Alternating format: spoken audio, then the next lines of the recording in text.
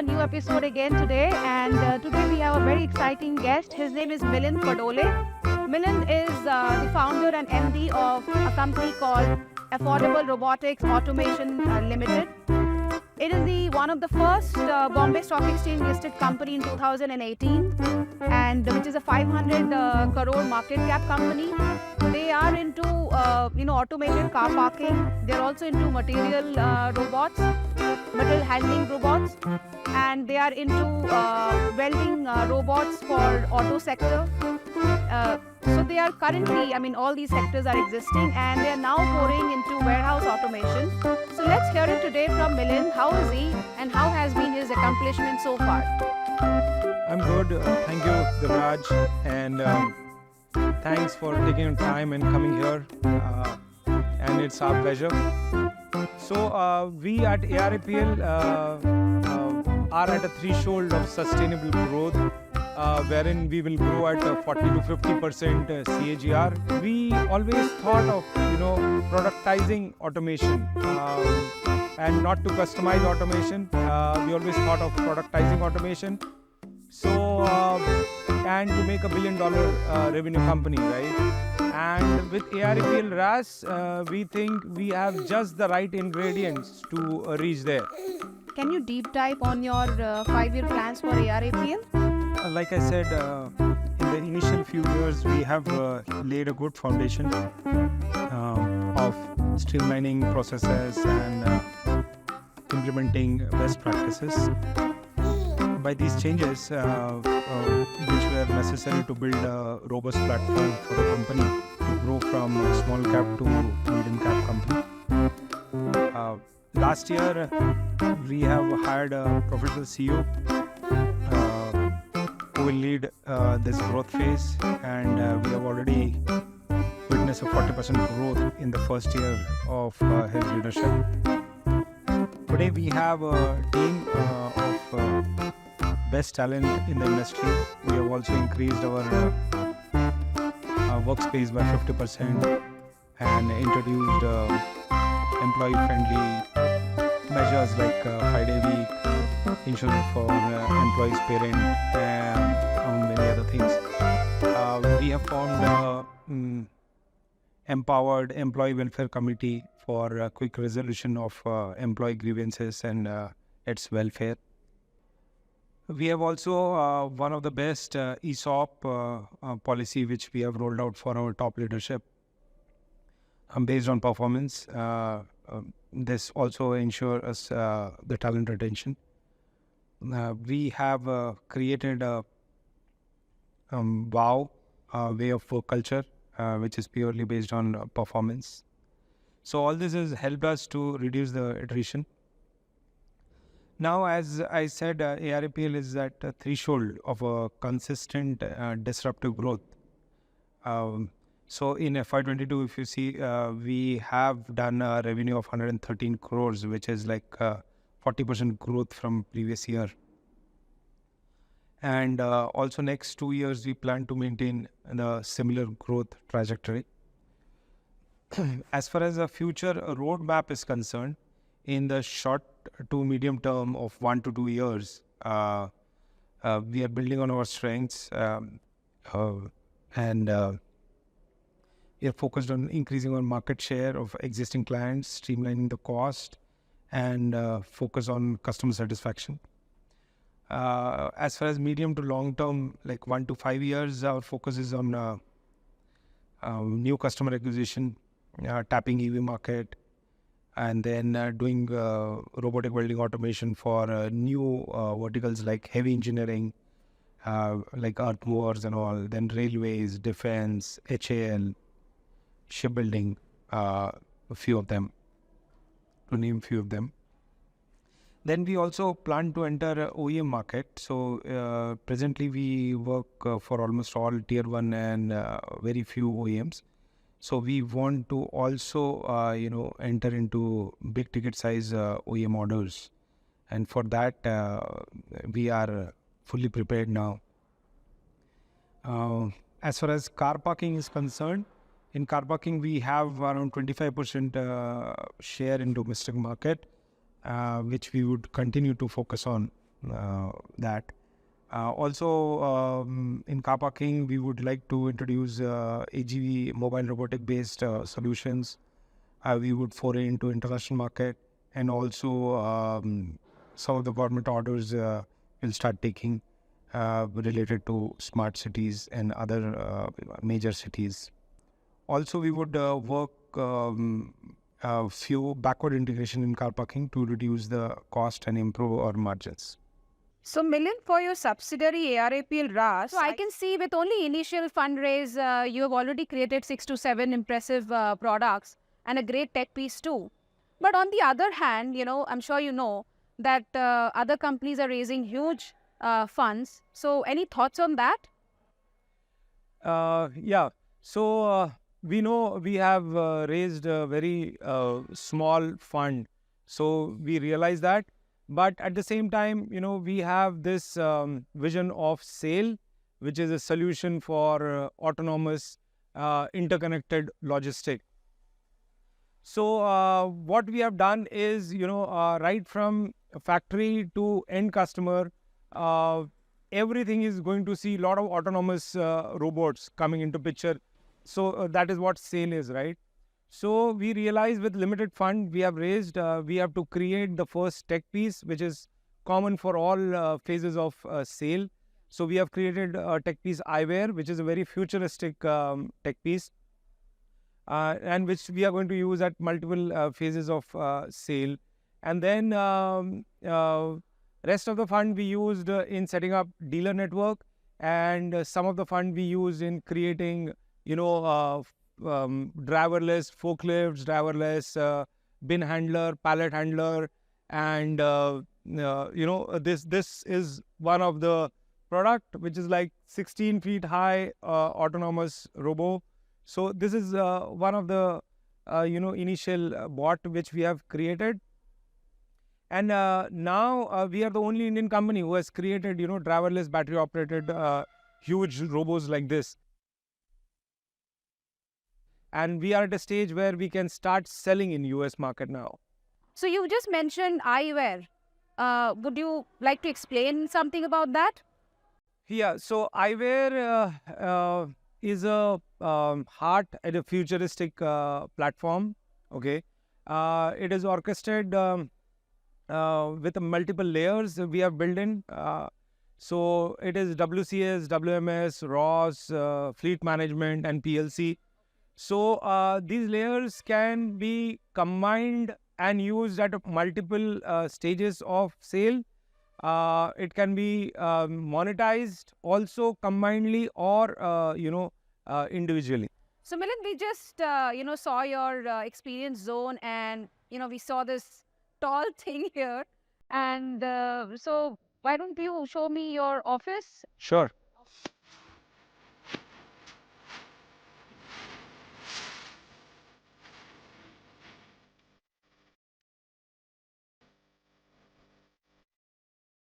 So Milind, as I gathered, you come from a very humble background, and you come from a small town called Bhandara. So what really has been your inspiration where you took this leap and got into automotive robots, that too in car parking and real estate, and now into warehouse automation? So what has been that one inspirational moment in your childhood, you can tell us about? Yeah. So when I was child, robotic was never there in picture, right? I was never inspired to make robots as a child. But yeah, I was always fascinated by science and its potential, right? And I'll tell you, in 1984, when I was 12 years, so Rakesh Sharma first landed on moon, right? So that was the first instance when I got, that was a profound impact on me. And I started realizing that people are traveling out of space, right? Second impact, if you see, in childhood was when I visited Bakranangal Dam hydroelectricity plant, right? So huge science there, which impacted my life. So these were two early stage as far as I remember. Post that, when I moved to VJTI for doing my engineering in Mumbai, so that was my fundamental of engineering got developed there. And post that, I went to Germany to install robos, right? Multiple robos in way back in 2000. So that was a time, that was probably a tipping point in my career itself, right? There I started talking to people, my colleagues, that, going back, I will start robotics in India. And they used to say, robotics is not going to work in India and because the labor is cheap and all. But then I was very much sure that, robo is indispensable and it's going to come to India as well, right? And you can see automotive welding and automated parking. Robo is like becoming part of their life. So you can say that was my first calling for robotics, right? So I understand, in your early stage, Rakesh Sharma and your visit to Bhakra Nangal Dam, and of course then your, years at the Engineering Institute in Bombay had great, inspiration for you. But do you think, or are there any instances currently where you can say that, okay, these has been also some kind of inspirational moments for you, or this inspires you every day? Yeah. So if you talk about recent year inspirations, right, or profound impact on me, one of them is Elon Musk. When he started talking about life on Mars, right? So I don't know whether life on Mars is possible or scientifically or economically viable, but then I know when such a big vision is there, there are a lot of breakthrough inventions happen on the way, which become byproduct of the whole bigger vision, right? And if you see SAIL, our solution for autonomous interconnected logistic, right? So that's the whole vision. So right from factory to the end customer, everything, all system are going to get autonomous, right? And interconnected too, right? So once they get interconnected, it will get efficiency also. So if you see our last few years, we have been investing in a lot of our ecosystem. Like if you see, we have invested in Diyantra, which is NLP engines and speech and text AI, by which a robot can talk, can send you text, and even can receive text. Second is we have been working with Neometry, which is a vision-based company, right, by which our robots can see. So it's basically a robot can see, can send you text, can talk, and then we have our own navigation by which the robot can walk. And we always had the expertise of robo picking certain items, right? Right from last 17 years, we have been doing that. So robo can do everything. Like it can pick, it can walk, it can talk, it can see, it can text. So it's like a near human we are trying to, create. So Milind, you just mentioned about SAIL, right? So where are you sailing to? Yeah, good question. So SAIL, we are definitely sailing to Western world. Summer is there. Wow. And we'll sail there. So sailing here is, You mean to sail? Yeah. Yeah. The SAIL, the platform is a solution for autonomous interconnected logistic. So that's the whole solution. And as I said, right from factory to customer, everything is going to get autonomous, and that's what is our the whole vision is. So some of the problems we are trying to solve is now related to warehouse. So we have made warehouse robots, which is in this whole ecosystem. And towards the whole bigger vision of SAIL, as I said, when the vision is big, there are a lot of breakthrough invention happens, and individually all those inventions can be monetized, right?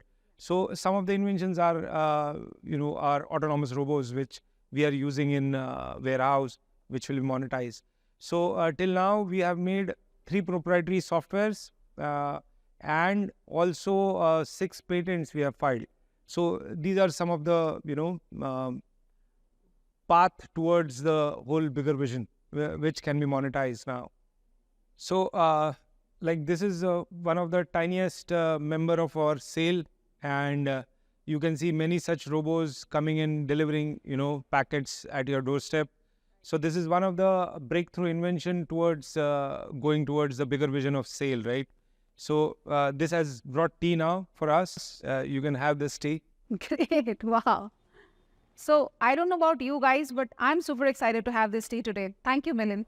So you've also moved to, now mobile robots, and that too in a subsidiary. So, but why, the reason behind a subsidiary? Why not the parent company? Yeah, good question. Many people ask this question. And so we started with mobile robotics with a vision of sale and, with this vision, we have started focusing on e-commerce and a warehouse. So mobile robotics is one of the main thing which is going to define warehouse and, the e-commerce. So that is why we introduced mobile robotics. And your second question is why in subsidiary, right? The whole thing, we never wanted to create another ARAPL, right? And both this have a entirely different ecosystem. So this is more of a tech, and this requires entirely different domain expertise. So what we realized, if we start developing our own domain expertise, it might take a very long time. So we got some domain experts, and with the parent company and the domain experts, we formed a subsidiary, right? They as a co-founder, domain experts as a co-founder. And also, this is more of a software company, tech company, right? The mobile robotic company or the subsidiary of the parent. And the parent is more of a hardware and machine language, right? So beyond machine language, what is like software or Python or, software engineers. So those are going to be much more in this subsidiary. So why have you named it RaaS? I mean, what does it stand for? Uh, yeah. So RaaS is Robo as a Service. It's a pay-per-use model. For this, we have tied up with a finance company in US, wherein it is basically for easy adoption. So the customer doesn't have to pay upfront for any robot he wants to buy. So we will get upfront money, and the finance company will get the money pay per use. So that is how RaaS is. Oh, great. Very interesting. Yep. So, Milind, like, many of us, we must have experienced that, your friends or family must have said that, Milind, this is going to be difficult or, not possible. So at that point of time, did you ever doubted yourself? Yeah, like if you see our past history, right? So we started selling robots in India when there was 0% penetration of robots in India, right? And at that time, even the labor cost was low. In US, if you see now, the penetration of robotics is around 15%, right? And the labor cost is high. So there are a lot of things which have changed, right? And which gives us more, confidence that this is going to work, right? So commerce has gone to e-commerce. People have stopped, ordering more from their smartphones, right? And the deliveries are getting faster, right? So a lot of things get changed at the rear end, in e-commerce and warehouse. So earlier, probably the central warehouse, to cater material to in any particular country, probably couple of warehouses were sufficient, right? But in a country like US, if you have to deliver in 4 hours, now you require 1,500 warehouse for any brand. And each brand is in that race of creating warehouse, So what is happening is warehouse is getting shorter. It is coming nearer to your house. Deliveries are getting faster. So everything is calling for mobile robotics, right? So everything is changing. So a lot of things give us confidence. The whole ecosystem is changing, right? So though people keep on saying, robotics might work, might not work, but these are some of the compelling factors that, why robo is going to work. So today, if you see, we are the only company in India who is making such a tall mobile robotics, like 16 feet and 32 feet mobile robotics, or driverless forklifts, right? And automated, interconnected mobile robots is the only way ahead for, e-commerce and warehouse in coming years. So that's what gives us confidence. So, Milind, you're a very, very self-motivated person, and I think that's amazing. But I'm sure over the span of 25 years of your career, you must have come across some moments, down moments, or I wouldn't say failures. And you probably would have some people who would have doubted yourself. And so how did you, feel that way and felt that at that point of time? Yeah, so, I come from a very humble background, and I have to accept that I'm not a privileged kid, right? So it's not a level playing field for me, and I have to play the game with those rules, right? So yes, like you get demotivated, but then you have strong family background, and then support. You have good friends. With all those support, you come back on track. I have great advisors whom I look up to.